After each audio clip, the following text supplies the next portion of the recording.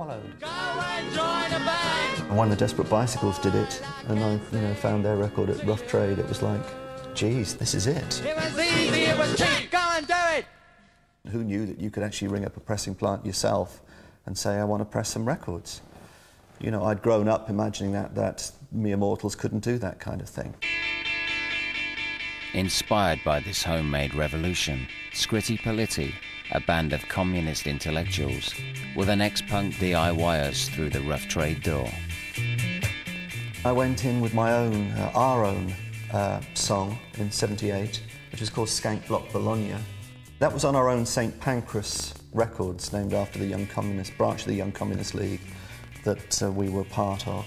We had a meeting in the back office with Jeff, and then he said, oh, let's go and play it in the shop. So we went and played the demos in the shop while people were kind of flicking through.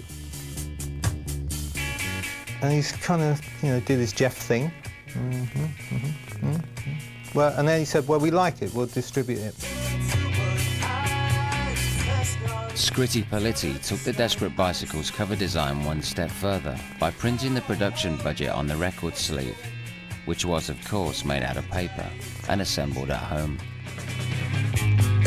So, recording, £98, blimey.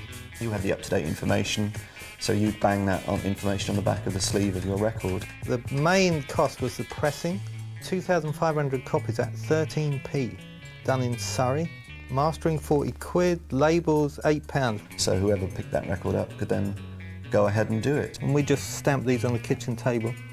And that was absolutely essentially important to the whole business of bothering to make music and being in a band, as far as we were concerned. That way, the record business would change, because everyone would just be able to do it themselves. Activists like Scritti Politti and their friends at Rough Trade were the intellectual political wing of punk, anti-capitalist, democratic, and determined to break the stranglehold of the major labels. We were Marxists, so major record labels, given what they represented at the time, would have just been the enemy.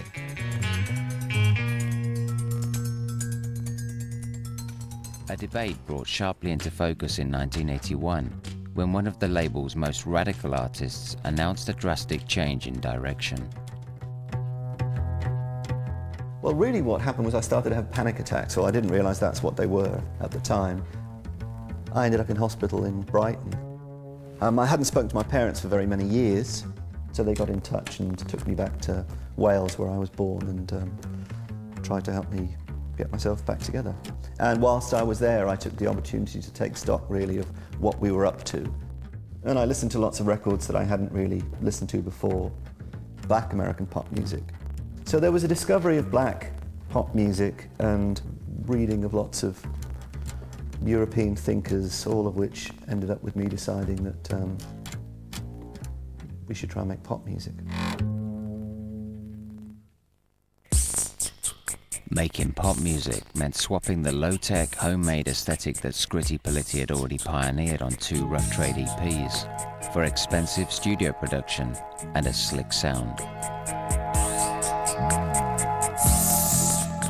Technically, it was a new frontier. I didn't know how to write a pop song, and I wanted to find out how you did it.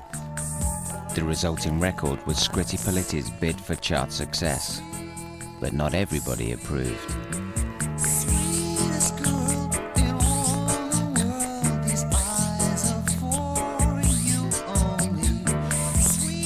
It was a significant moment. Significant in as much as I think there were, there were lots of people at Rough Trade that kind of, didn't like it. At the time, there was this question about, whether you like very commercial music or not. There was also a whole ideology going on within local culture, as it were, of independence versus mainstream, of non-commercial versus commercial. And I just thought this was shadow boxing. I didn't see it as making much difference to, the balance of power in the world between rich and poor, what kind of records you made. I just couldn't see the connection. But producing expensive, radio-friendly pop music seemed at odds with Rough Trade's alternative agenda. To some, this was tantamount to chasing hits and selling out. The Swedish Girl cost £60,000. Now here's a record company, Rough Trade, who's like very careful with its budgeting. I don't know what it is. It's like, we're gonna take over, really are gonna take over the world. God damn. I don't know if it's drinking too much of your own piss, starting to believe your own publicity, or what. I don't know. That was the first evidence of a sort of cancer. Evidence of people swimming uphill to try and compete in the music industry where we were actually doing all right by being outside of it. It was this kind of moment of like, oh, you know, we need to plug records, we need to kind of sell lots of records, we need to kind of make really polished music, we need to have hits.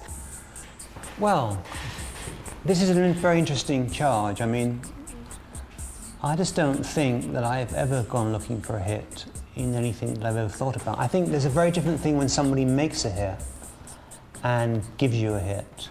And I think Scritti Politti's Sweetest Girl is, without a shadow of a doubt, worthy of being a hit.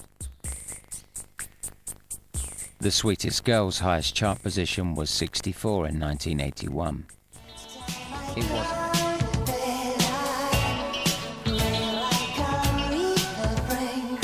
And a year later, when Scritti Politti finally made the top 10, they too had signed to a major.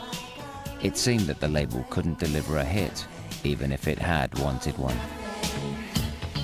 We were still very young as a record company. We still had a huge amount to learn about the apparatus of selling records.